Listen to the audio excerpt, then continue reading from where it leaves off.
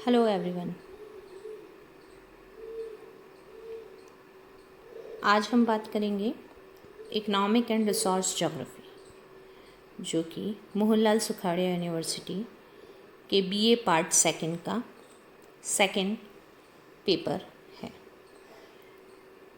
Economic and resource geography की unit first का first topic है definition, nature and scope of economic geography, जिसमें से आज हम बात करेंगे definition and nature of economic geography, अर्थात आर्थिक भूगोल की परिभाषा और प्रकृति क्या है।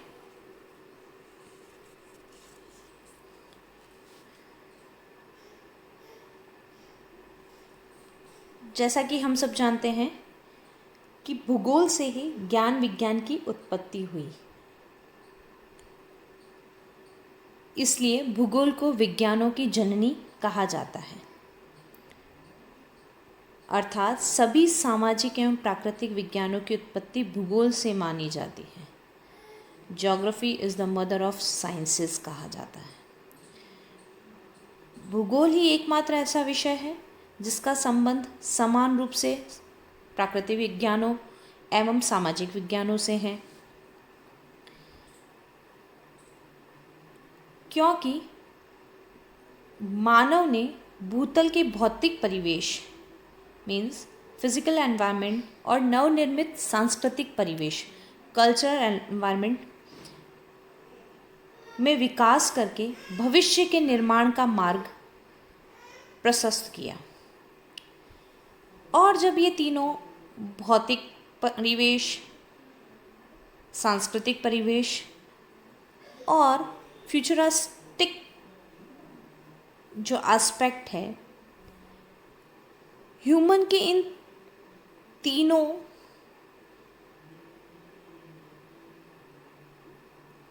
चीज़ों से जो एक त्रिवेणी बनी, उसी से भूगोल का सृजन एवं विकास हुआ।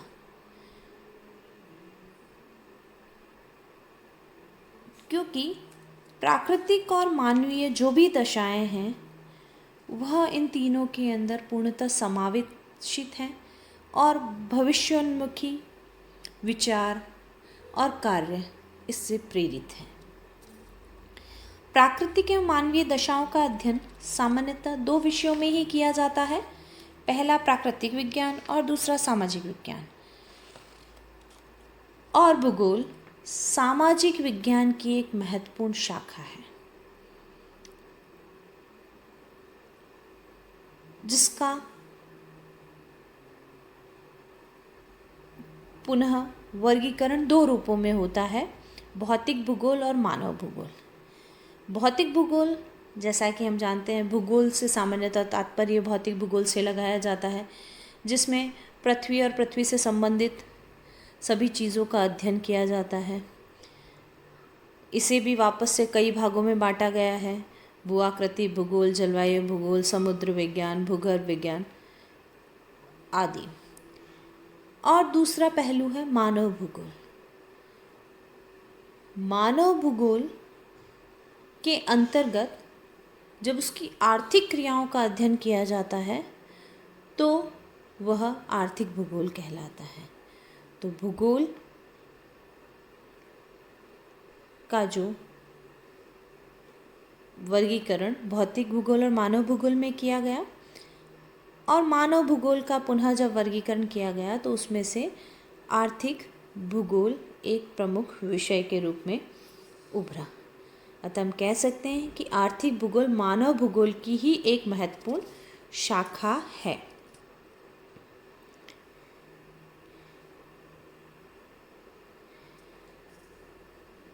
आर्थिक भूगोल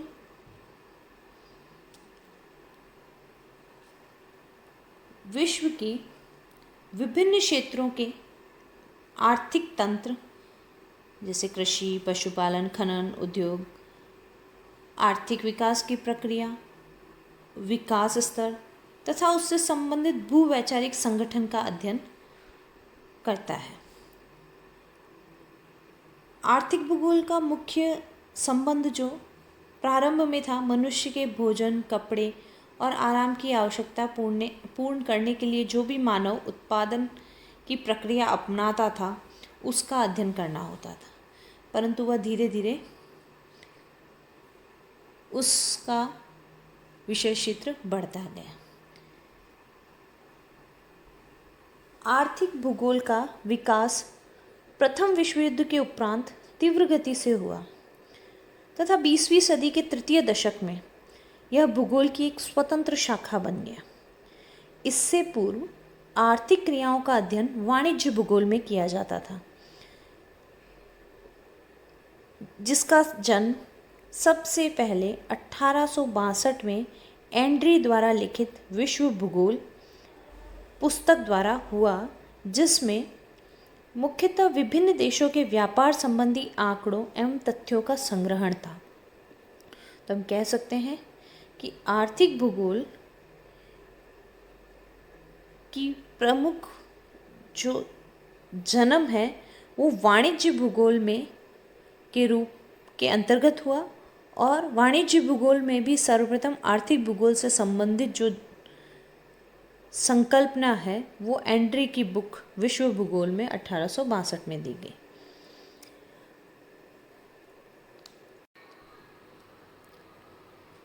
आर्थिक भूगोल का जनक जर्मन भूगोलवेत्ता गॉत्स को कहा जाता है, क्योंकि 1882 में सर्वप्रथम गॉत्स ने ही वाणिज्य भूगोल से भिन्न अर्थ में आर्थिक भूगोल को परिभाषित किया था। परंतु आर्थिक भूगोल शब्द को सर्वप्रथम रूसी भूगोलवेत्ता लोमोनोसोव ने दिया।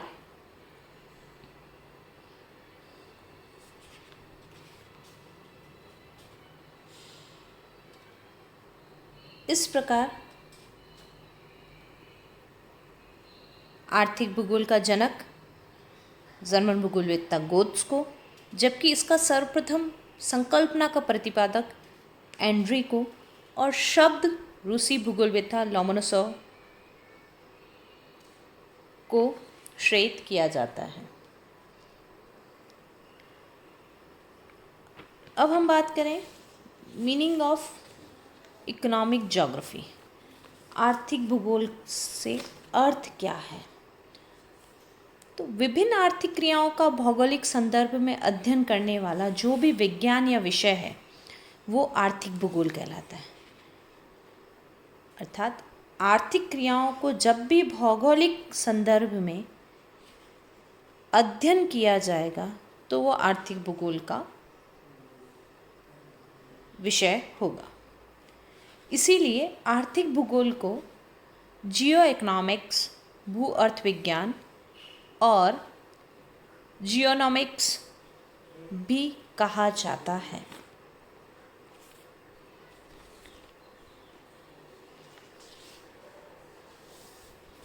आर्थिक भूगोल का स्वरूप विश्व के परिवर्तनशील परिवेश के कारण समय समय पर बदलता रहा। उसके अर्थ और क्षेत्र में भी निरंतर परिवर्तन होता रहा। इसीलिए समय के सापेक्ष विभिन्न विद्वानों ने आर्थिक भूगोल की विभिन्न परिभाषाएं दी, जिसमें से कुछ महत्वपूर्ण हैं। 1882 में गॉट्स ने कहा, आर्थिक भूगोल में संसार के विभिन्न भागों की उन विशेषताओं का वैज्ञानिक विवेचन किया जाता है जिनका वस्तुओं के उत्पादन पर प्रत्यक्ष प्रभाव पड़ता है। इस परिभाषा में आर्थिक भूगोल का प्रारंभिक स्वरूप दृष्टिगोचर होता है, जो कि नियतिवादी विचारधारा से प्रभावित था, क्योंकि उस समय मनुष्य के कार्यों को प्राकृतिक वातावरण द्वारा निर्धारित माना जाता था और वस्तुओं के उत्पादन की अपेक्षा उन पर पड़ने वाले तत्वों या कारकों का अध्ययन आर्थिक भूगोल में महत्वपूर्ण माना जाता था। इसी क्रम में R.I. मर्फी के अनुसार आर्थिक भूगोल मनुष्य के जीविकोपार्जन की विधियों में एक स्थान से दूसरे स्थान पर मिलने वाली समानता एवं विषमता का अध्ययन करता है। इसमें आर्थिक भूगोल में आर्थिक कार्यों की प्रादेशिक भिन्नता के दृष्टिगोचर का समावेश मिलता है।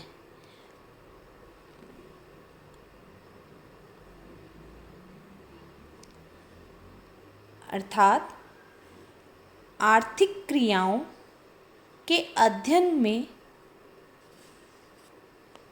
प्रादेशिक भिन्नता अपना महत्वपूर्ण स्थान रखती है और वह आर्थिक भूगोल का विशेष क्षेत्र है। मर्फी ने इस पर एम्फसाइज किया। आगे देखें तो J.W. अलेक्जेंडर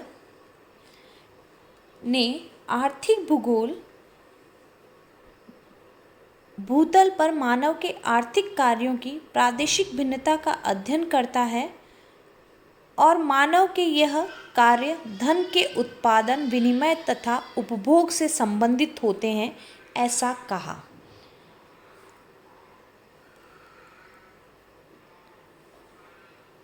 इस प्रकार अलेक्जेंडर ने बताया कि आर्थिक भूगोल में आर्थिक क्रियाओं की स्थानीय, राष्ट्रीय, विश्व स्तर पर अवस्थिति का विवेचन किया जाता है तथा साथ ही मानव की आर्थिक क्रियाओं को उसने 3 भागों में बांट दिया: उत्पादन, विनिमय और उपभोग। उत्पादन, प्रोडक्शन। उत्पादन के अंतर्गत आने वाली मानव की आर्थिक क्रियाओं को उसने पुनः 5 भागों में बांटा: प्राथमिक क्रियाएं, जो कि पूर्णतः प्राकृतिक रूप से की जाती हैं और मानव द्वारा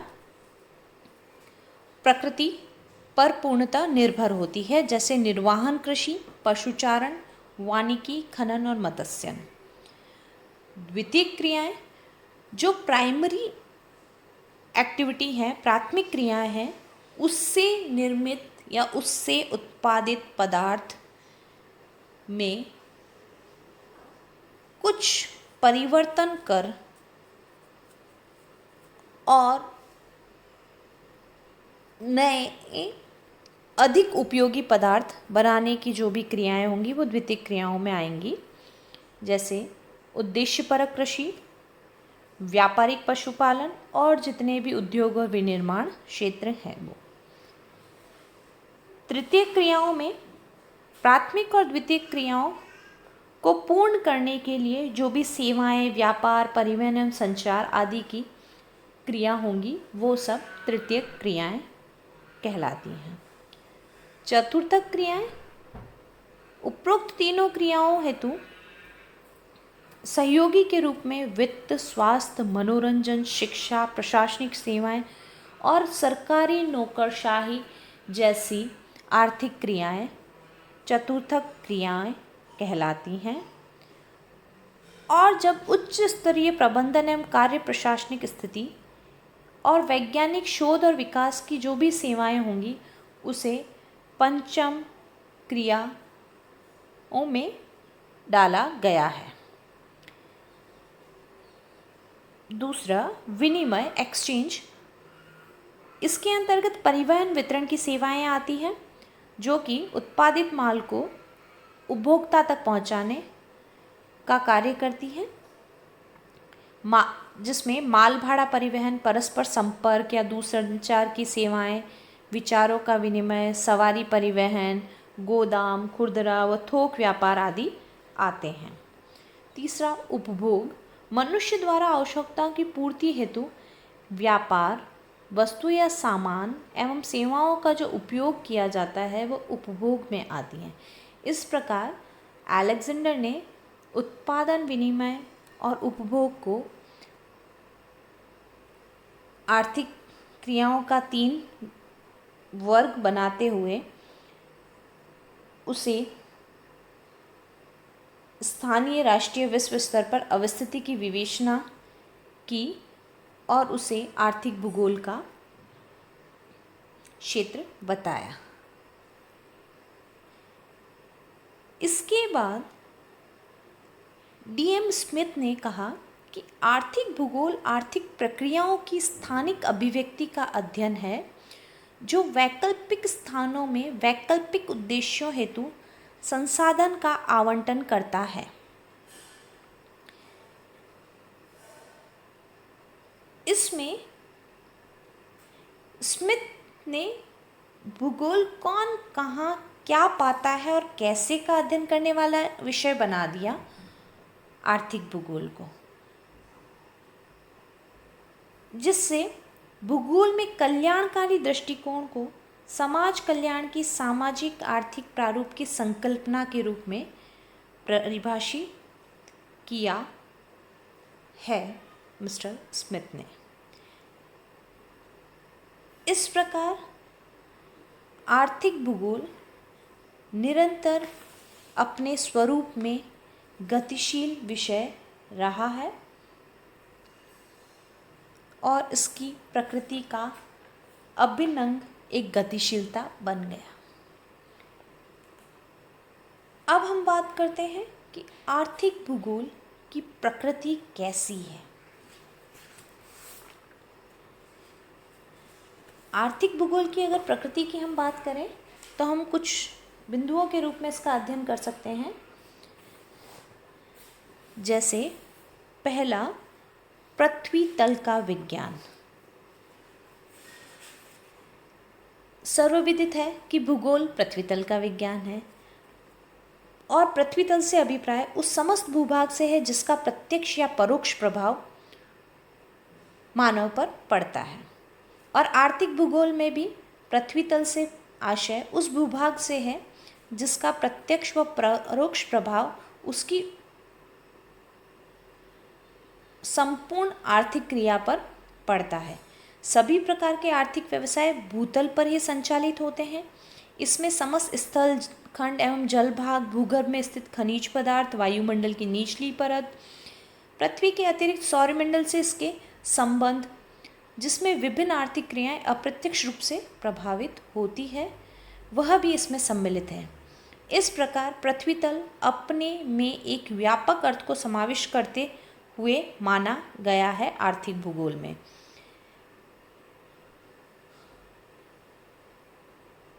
इस प्रकार आर्थिक भूगोल को पृथ्वी तल के विज्ञान के रूप में वर्णित किया जा सकता है, जो कि पृथ्वी तल से घनिष्ठ संबंधित है। दूसरा, विभिन्न तत्वों में व्याप्त अंतर संबंधों एवं अंतर क्रियाओं का विवेचन आर्थिक भूगोल की प्रकृति है। पृथ्वी तल पर सभी तत्व, वस्तुएं, मनुष्य एवं विचार एक स्थान से दूसरे स्थान को गतिशील होते रहते हैं। इनमें प्राकृतिक तत्वों की गतिशीलता वायु एवं जल द्वारा, वस्तुओं की गतिशीलता परिवहन के साधनों द्वारा और विचारों की गतिशीलता संचार के साधनों द्वारा होती है। इस गतिशीलता के कारण इनमें परस्पर अंतर प्रक्रिया होती रहती है, जिसमें प्रत्येक एक दूसरे को प्रभावित करते हैं और स्वयं भी प्रभावित होते हैं। इन क्रियाओं के कारण प्रत्येक तत्व परस्पर अंतर संबंधित हो जाता है और आगे चलकर तत्वों की ये आपसी अंतर प्रक्रियाएं, अंतर संबंध ही आर्थिक भूगोल की विषय वस्तु बन गया और यही उसकी प्रकृति भी बन गया। नेक्स्ट, आर्थिक भूगोल एक गतिशील विज्ञान है या गतिशील विषय है। इसके बारे में पहले भी बात कर चुके हैं। आर्थिक भूगोल के प्रारंभिक विकास पर पर्यावरणवादी निश्चयवाद का प्रभाव था, जिसमें आर्थिक क्रियाओं को प्राकृतिक पर्यावरण से नियंत्रित एवं प्रभावित माना गया। 20वीं शताब्दी के प्रारंभिक दशकों में भूगोल के फ्रांसीसी संप्रदाय द्वारा मानव की आर्थिक क्रियाकलापों को प्राकृतिक शक्तियों के प्रभाव से मुक्त माना गया। इस विचारधारा को संभववाद कहा गया और जिसके संस्थापक विडाल डी ब्लाश भी थे और इसका प्रभाव विश्व में आर्थिक विकास में तेजी आई तथा विशेषकर पश्चिमी देशों ने इसका समर्थन कर प्राकृतिक शक्तियों को नज़रअंदाज करते हुए आर्थिक विकास को बढ़ावा दिया। आर्थिक भूगोल का स्वतंत्र अस्तित्व 1925 में हैटनर व कार्ल सावर की भूगोल की क्षेत्रीय विषमता का अध्ययन संकल्पना द्वारा हुआ, जिसके बाद 1925 में अमेरिका में आर्थिक भूगोल नामक एक शोध पत्रिका का प्रकाशन भी किया गया और आर्थिक भूगोल के अध्ययन को व्यापकता प्रदान की गई और वर्तमान में धीरे धीरे उसके व्यवहारिक दृष्टिकोण पर अधिक बल दिया जा रहा है।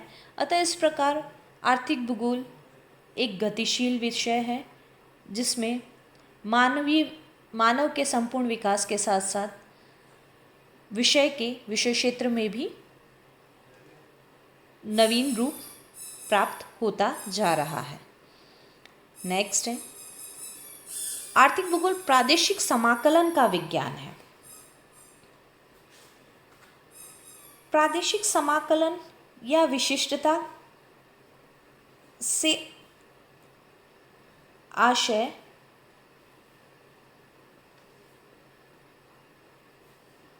आर्थिक भूगोल तत्व समूह में समरूपता न होने के कारण विभिन्न क्षेत्रों में विविध स्वरूप एवं भूदृश्य जो भी हैं उनमें क्षेत्र विशेष में जो भी विशिष्टता है उसका ज्ञान करता है। आर्थिक भूगोल मात्र तत्वों के परस्पर संबंधों का अध्ययन करने वाला ही विषय नहीं है, बल्कि वह प्रादेशिक भिन्नता और उसके समाकलन अर्थात क्षेत्रों के स्वरूप निरूपण का अध्ययन करने वाला एक क्रमबद्ध विज्ञान है, जो कि इस विषय की वस्तु के अध्ययन हेतु ठोस आधार भी है। इसलिए इसे प्रादेशिक समाकलन का विज्ञान भी कहते हैं। आर्थिक भूगोल एक संश्लेषणात्मक विज्ञान है।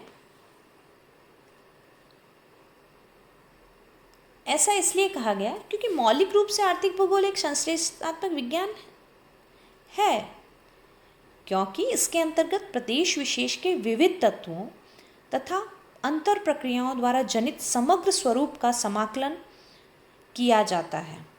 विषय की जटिलता को समझने के लिए विश्लेषण एवं संश्लेषण दोनों प्रक्रियाओं को अपनाया जाता है और संश्लेषण से प्राप्त परिणाम विश्वसनीय होता है, क्योंकि इस अध्ययन में किसी तत्व विशेष का ही नहीं बल्कि विविध तत्वों के समाकलित सतत स्वरूप का अध्ययन होता है। इसलिए इसे एक संश्लेषणात्मक विज्ञान कहा गया। नेक्स्ट, आर्थिक भूगोल व्यवहारिक समस्याओं के समाकलन एवं निराकरण का विज्ञान है। 20वीं शताब्दी के आरंभ में व्यवहारिकतावाद का आविर्भाव यूएसए में हुआ, जिसके अंतर्गत ज्ञान प्राप्ति का उद्देश्य गहन ज्ञान के लिए ही नहीं बल्कि ज्ञान का उपयोग मानवीय समस्याओं के समाधान के लिए प्रमुख हो गया। इसमें भूगोलवेत्ता द्वारा अपने ज्ञान, सोचने के दृष्टिकोण, भौगोलिक विधि तथा तकनीकी का अनुप्रयोग विश्व के विभिन्न क्षेत्रों के स्थानीय समस्याओं के समाधान करने एवं उसकी आर्थिक सांस्कृतिक समृद्धि की योजनाओं के निर्माण के लिए किया जाने लगा। इस प्रकार आर्थिक भूगोल की मुख्य विषय वस्तु व्यवहारिक समस्याओं के समाकलन एवं निराकरण की हो गई, परंतु आर्थिक भूगोल विषय के पूर्व अध्ययनों में यह स्पष्ट है कि इस विषय की रूपरेखा प्रत्येक काल में व्यवहारिक धरातल पर खड़ी रही है और इस विषय के अध्ययन की विषय वस्तु अपेक्षाकृत कम सैद्धांतिक रही है। वस्तुतः आर्थिक भूगोल क्षेत्र विशेष के सभी तत्वों के पारस्परिक अंतर संबंधों से उत्पन्न समग्र स्वरूप की व्याख्या करता है और यह व्याख्या भी व्यवहारिक स्वरूप में होती है। इस प्रकार आर्थिक भूगोल की प्रकृति को निरंतर